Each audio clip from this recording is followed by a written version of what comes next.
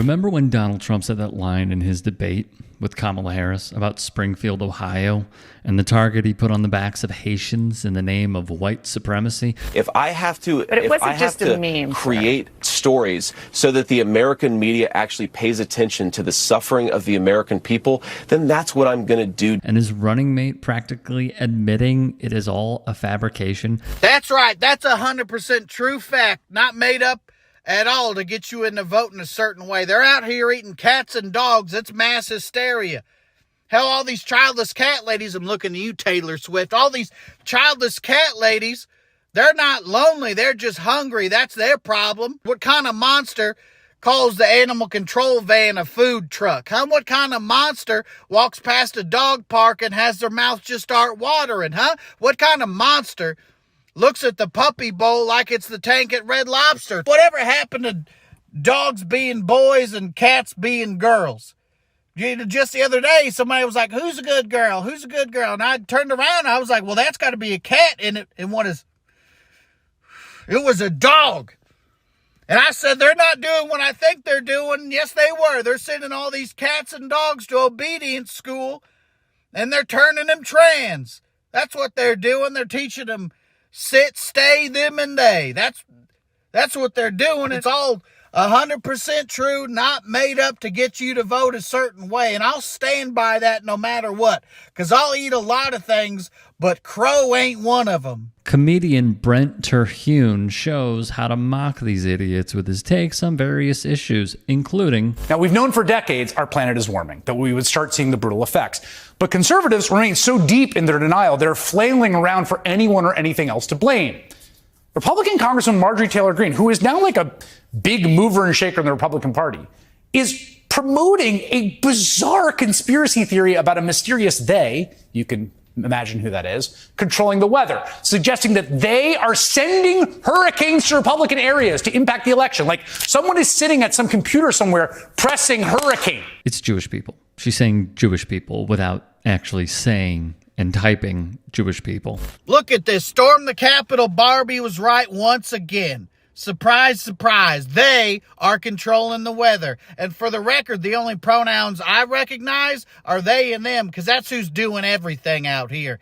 They and them are the biggest bunch of stupid, brainwashed idiots / evil genius political masterminds, and they're controlling the weather. You know, the other day somebody said it was cloudy with a chance of meatballs. I said, who do they got working the weather machine down there? Chef Boyardee? I mean, who do you think made it rain on Alanis Morissette's wedding day? It was Dave Coulier in the Full House with a weather machine.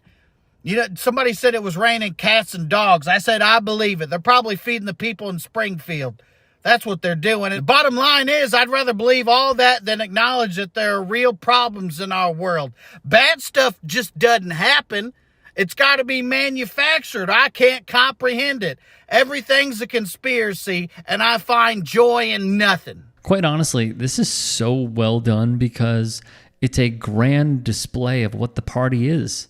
Denialism. A Florida school district has pulled 176 books from its libraries to comply with the new state education reform law championed by Governor Ron DeSantis. Without a diverse variety of books that represent my students, I can't get them interested in books. Here's my book, Prison. Let's not forget the book bans, led by Moms for Liberty and DeSantis himself. Well, Brent didn't. So I just seen on Fox News that they're out here trying to ban certain books, and I say, good, ban the books. Those things are dangerous. New ideas, new thoughts, alternative perspectives making me feel all uncomfortable. And God forbid somebody walks into a school with a book and they start reading out loud. Do you really want that ink on your hands? Just think about how scared the children must feel when they're doing all kinds of active reader drills. Tell me that's not traumatizing. And I know what you bibliophiles are thinking. Oh, we don't need less books, we need more. The only way to stop a bad guy with a book is a good guy with a book. Well, good luck with that. Let's say somebody goes to read up a school, and you think you're quick draw LeVar Burton over here, but oh no, you're fiddling with the zipper on your fanny pack and you can't get your book out. And next thing you know, the guy reads off 2 or 3 pages and you start to take in new world views and feel uncomfortable. Ban the books now. At least the autobiographical ones and the semi-autobiographical ones. It's too easy to just walk in any old book fair and walk out with the stack of them. We need background checks. What are you going to do with them books, huh? Think? I don't think so. The irony. The sheer irony of living in this country where a firearm has more freedom than a book in some states. Now, I would call her up here to come and speak, that then I think I'd have to sleep on the couch tonight, so I'll leave her alone. Speaking of, what on flat earth is going on? Let's look at this. This is disgusting. To say this about my vice president, J.D. Vance.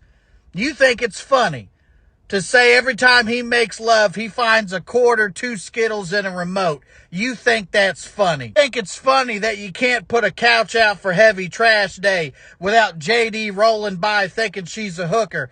Talking about, damn girl, where you going with all that cushion just double cheeked up on a Thursday afternoon, just hell out.